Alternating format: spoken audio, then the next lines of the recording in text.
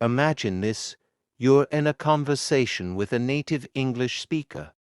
They ask you, "Hey, what do you like to do for fun?" Your brain panics. You think in your native language, "Okay, I like reading books, going to the gym, and watching movies." Then you rush to translate, "I like books, gym, watch movies." But by the time you open your mouth, the moment is gone. The conversation has moved on. Frustrating, isn't it? You've been studying English for years. You know hundreds of words, grammar rules, even idioms. But when it's time to speak naturally, you freeze. Why? It's because you're doing something that almost every English learner does. You're translating everything in your head. In this series, I'm going to show you why translating is slowing you down, why it's stopping you from becoming fluent, and most importantly, how to break the habit and start thinking directly in English. By the end of this journey, you'll not only understand the power of thinking in English, but you'll also have practical tools and exercises to help you reach true fluency. Let's begin. Chapter 1: The Hidden Trap of Translating. Most learners don't even realize they're translating. It feels normal. After all, how else can you speak a foreign language? But here's the truth. Translation is like walking through mud. Imagine you're walking in your own language is smooth, easy, fast. But when you walk in English, you have to first walk back to your native language, then forward to English. It slows you down. Let's break this down. Step 1. Hear or think something in your native language. Step 2. Find the English word or sentence that matches. Step 3. Say it in English. It's exhausting. Worse, you often translate literally. That's why learners sometimes say things like, "I have 25 years from Spanish or French instead of "I'm 25 years old." Make a photo instead of take a photo. Open the light instead of turn on the light. These mistakes don't happen because you're bad at English. They happen because you're thinking in another language. To become fluent, you need to cut the middle step. You need to go straight from thought to English. Chapter 2: Why Translating Feels Safe. Translating feels comfortable because it's familiar. Your native language is your safe zone, your brain's home. Think about when you were a child. You didn't translate your first language, you just absorbed it. You pointed at things, heard words, connected feelings to sounds. You weren't sitting in your crib thinking, "What's the English word for bottle?" You just learned it. As adults, we tend to overthink. We want control, perfection. So we lean on translation as a crutch. But here's the hard truth. Perfectionism kills fluency. The goal of fluency is communication, not perfection. You don't have to speak like a native speaker. You don't need to know every word. You just need to communicate your message clearly and confidently. To do that, you have to start thinking in English. Chapter 3: The Cost of Translation. Let's look at the real cost of always translating. 1. Slow conversations. You can't keep up. By the time you translate your thought, the conversation has moved on. You feel left behind. 2. Stress and anxiety. You're so focused on getting it right that you forget to enjoy the conversation. Speaking English feels like an exam. 3. Limited fluency. You only use words and structures you can easily translate. Your language becomes basic and repetitive. 4. Missed expressions and idioms. Some things don't translate: idioms, phrasal verbs, jokes. They often lose meaning when translated. Example: native English, "It's raining cats and dogs." Literal translation: "What? Cats and dogs falling from the sky." To sound natural, you need to understand and think in English expressions. Chapter 4: How Babies Learn and Why It Matters. Let's go back to babies for a moment. Babies don't study grammar rules. They don't memorize vocabulary lists. They experience the language. They hear, "Here's your bottle," and over time, they connect that sound to the object. They hear, "Good job," and they connect it to praise. They absorb, repeat, play, make mistakes, and learn. As adults, we can't copy this perfectly, but we can borrow the mindset. Instead of focusing on translation and perfection, we can focus on exposure, repetition, and connection. Chapter 5. Recognizing the warning signs. Before you can change, you need to notice when you're translating. Here are some common signs. You pause before every sentence, thinking, "How do I say this in English?" You feel nervous when you can't remember a direct translation. You get frustrated when you can't make a sentence exactly like in your native language. You avoid conversations because you feel too slow. If you recognize these signs, congratulations, you've taken the first step to change. Chapter 6. Breaking the Habit, First Steps. You might be wondering, okay, I get it, but how do I stop? Great question. Here are 3 beginner exercises to start thinking in English today. 1. Name objects around you in English. Look around your room. Say the names of objects out loud. Lamp, book, phone, window. Do this every day to build automatic connections. 2. Describe what you're doing. As you move through your day, narrate simple actions. I'm brushing my teeth. I'm making coffee. I'm leaving the house. 3. Use simple English phrases in your mind. Instead of thinking, "I have to go to work" in your native language, think it in English. Start with easy, everyday sentences. Chapter 7. Overcoming Fear of Mistakes. A huge reason learners stick to translation is fear of mistakes. But here's the truth. Mistakes are gold. Every mistake is a learning opportunity. When you switch to thinking in English, you will make errors. You'll fumble, forget words, mix things up. That's okay. Native speakers make mistakes too. Instead of avoiding mistakes, chase them, laugh at them, learn from them. Chapter 8. The Mindset Shift. Here's the mindset I want you to adopt. Speed over perfection. Say it fast, even if it's messy. Connection over correctness. Focus on communicating your message, not on impressing people with perfect grammar. Practice over passivity. Don't just listen or read. Speak, think, and use English actively. Conclusion. Your first small win. Here's your challenge for today. Spend 5 minutes looking around you and naming things in English. Spend another 5 minutes narrating your actions. Finally, write down 5 simple thoughts in English that you usually have in your native language. Do this every day for a week. You'll be amazed at how quickly your brain starts connecting directly to English. Part 2. Train your brain to think in English. Practical strategies that work. Introduction. The day I stopped translating. Let me tell you a story. A few years ago, I was having coffee with a friend who spoke English fluently. We were chatting about movies when suddenly, I realized something strange. I wasn't translating anymore. I wasn't stopping to think, "What's the English word for this?" I wasn't struggling to keep up. I was just talking, freely, naturally, happily. And here's the surprising part. I hadn't memorized 1,000 new words. I hadn't taken a fancy English course. What I had done was train my brain to think in English every day, little by little. In this part of the series, I'm going to show you exactly how to do that. No magic, no expensive courses, just practical strategies that work. Chapter 1. Create an English bubble around you. One of the fastest ways to start thinking in English is to surround yourself with it. We call this an immersion environment. You don't have to live in an English-speaking country. You can create this bubble right where you are. Here's how. 1.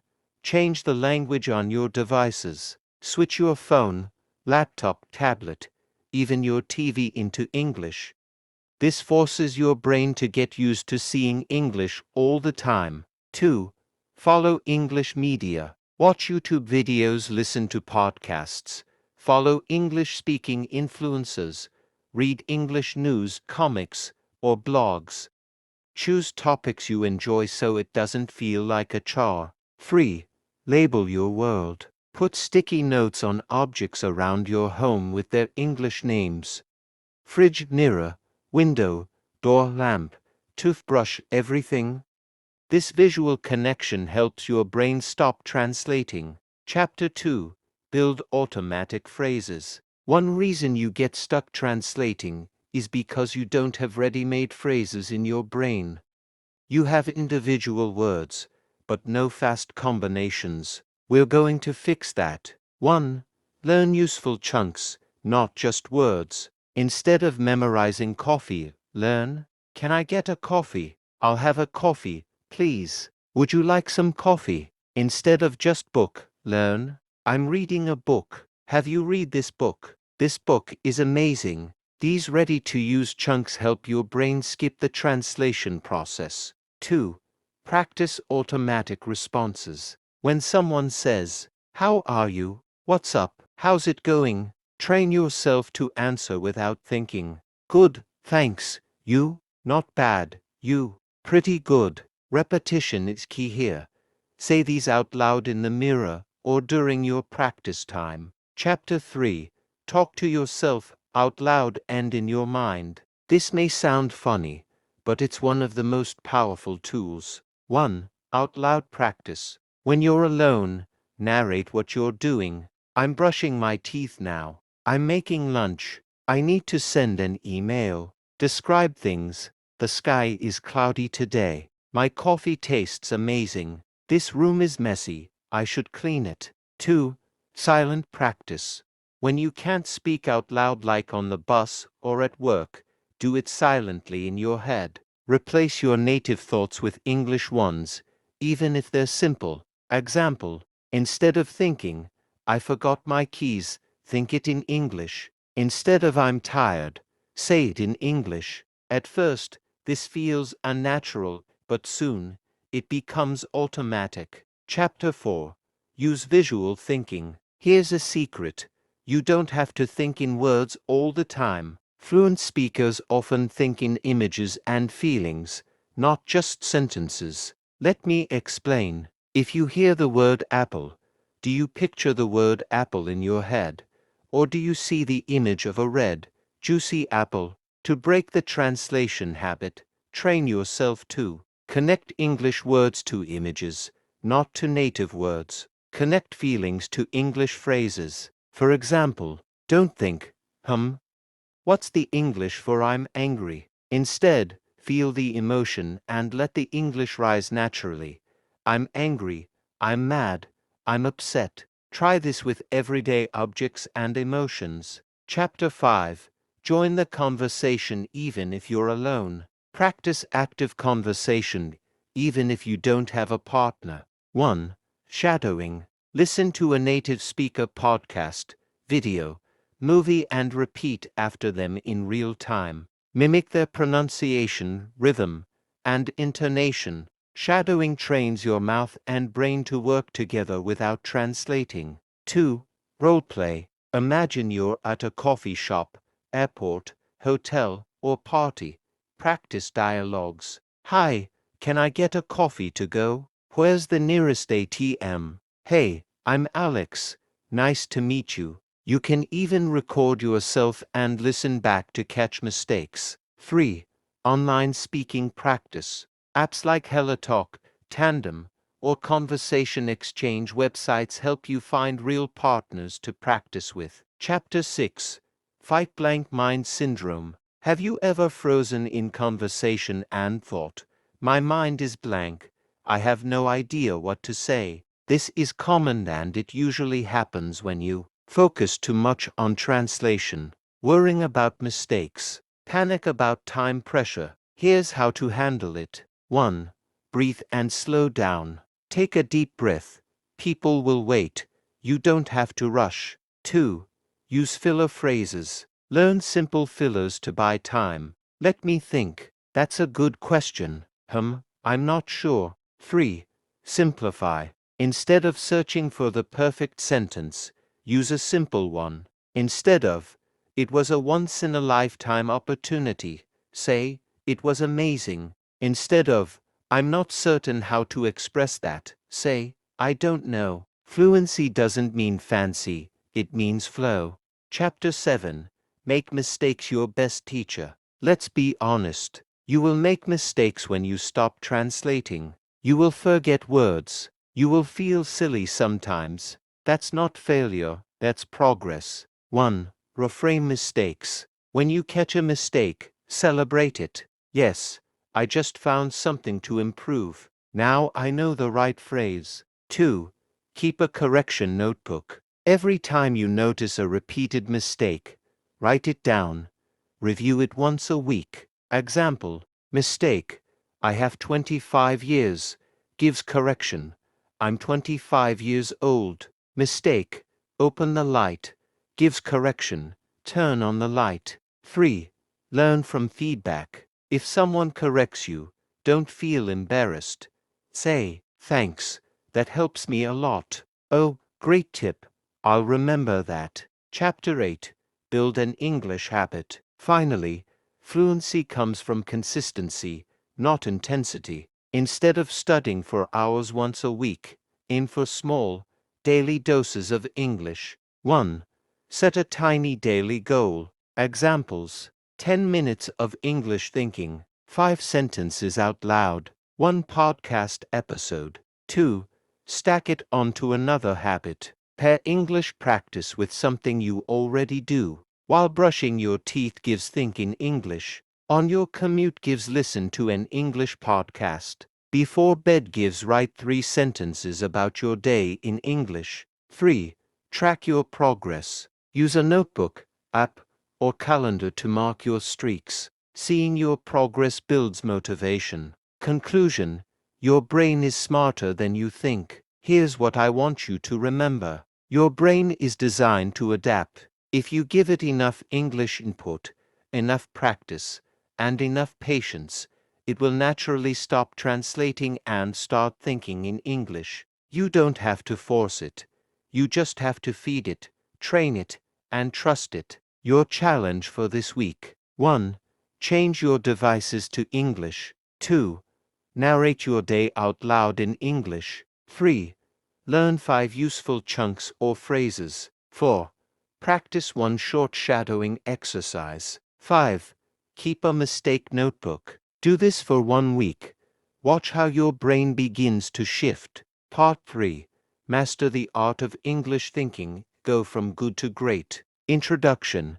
The magic moment you didn't notice. Picture this. You're watching your favorite English TV series. You laugh at a joke before the subtitles appear. You overhear 2 tourists on the street and instantly understand. You dream at night and the people in your dream are speaking English. Congratulations! You've reached the magic moment when you are no longer translating, but truly thinking in English. But here's the truth most learners don't hear. Stopping translation isn't the end of the journey. It's just the beginning. In this final part, I'll show you how to maintain and grow your fluency, upgrade from basic to advanced thinking, stay motivated during slow progress, use a 30-day action plan to transform your English brain. Ready? Let's go. Chapter 1. Keep the momentum, why maintenance matters. Many learners reach a decent fluency level, then stop practicing and over time, they slip backward. Here's why. Your brain works like a muscle. If you don't use it, you lose it. To maintain fluency, keep feeding your brain with English input. Keep producing English through speaking or writing. Keep challenging yourself with new material. Make English part of your lifestyle, not just your study plan. Chapter 2. Upgrade from basic to advanced thinking. Once you can think in everyday English, it's time to level up. 1. Expand your vocabulary naturally. Instead of memorizing long lists, learn words in context. Read English books, blogs, or articles you enjoy. Watch movies or series with rich dialogues. Listen to podcasts on topics that interest you. When you hear a new word, guess its meaning from context. Check it only if you hear it often. Try using it once or twice in your own sentences. Example: word, overwhelmed. Heard in a movie, I feel overwhelmed with work. Your sentence: I'm overwhelmed with all these tasks today. 2. Train your brain to handle complex ideas. Practice thinking about opinions. What's my opinion on climate change? Abstract topics. What is happiness for me? Future plans. Where do I see myself in 5 years? Do this silently or by journaling in English. 3. Learn to paraphrase. If you don't know a word, describe it. Instead of microwave, say the machine that heats food fast. Instead of dizzy, say I feel like my head is spinning. This skill is golden for fluency. Chapter 3.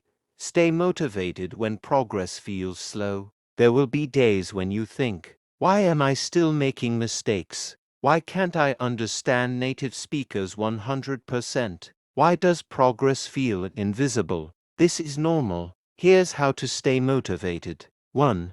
Track your wins. Keep a notebook where you write new phrases you learned, mistakes you corrected, conversations you handled well. Looking back will remind you how far you've come. 2. Celebrate micro milestones. First English phone call gives celebrate. First time dreaming in English gives definitely celebrate. 3. Find your why. Remind yourself why you want to think in English. For work, travel, connection, personal growth. Write it down. Keep it visible. Chapter 4. Push yourself into new zones. To keep growing, you must leave your comfort zone. 1.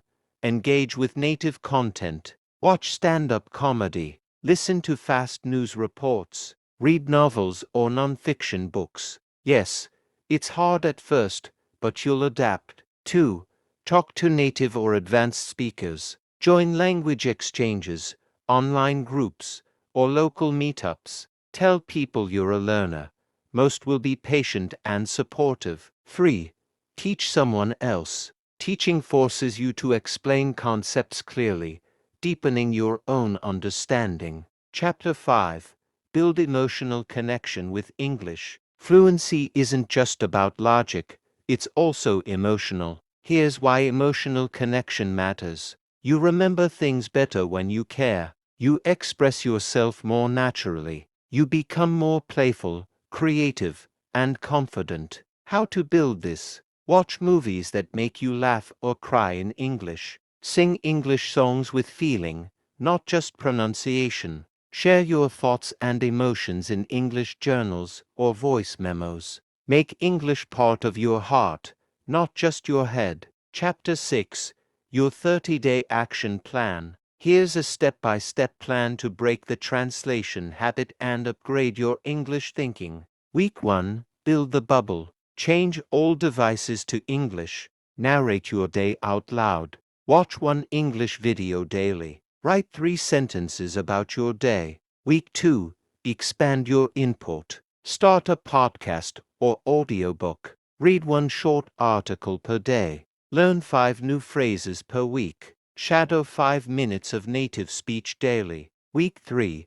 Start conversations. Use a language app or partner. Join one online group or forum. Ask 1 question to a native speaker even online. Record yourself talking about your day. Week 4. Push into advanced thinking. Read 1 opinion piece and summarize it. Write a short journal on an abstract topic. Watch a challenging movie or debate. Teach someone 1 thing you learned. At the end of 30 days, you'll feel more natural, more confident, more independent from translation. Chapter 7. Trust the process. Let's wrap this up with a truth you must remember. Fluency isn't perfection. It's flow. It's flexibility. It's confidence in expressing yourself, even when you don't know every word. Your brain is amazing at adapting, but it needs time. Don't rush. Input, feed it English every day. Practice, use it actively. Trust to believe in your brain's power to switch. Stop being your own biggest critic. Be your own biggest cheerleader. Final words. You're already closer than you think. If you followed this series, you've already started transforming the way you use English. You've gone from translating in your head, gives to thinking simple thoughts in English, gives to upgrading and stretching your English brain. And here's the most beautiful part. Every step counts. Every little practice session matters. So take a deep breath, smile, look at yourself in the mirror and say, I'm becoming an English thinker. Because you are. Bonus tips for long-term growth. Keep a phrase bank notebook. Watch the same movie twice. Once for fun, once for study. Speak English when you're tired or distracted. This builds real-world fluency. Stay curious, stay playful, stay patient.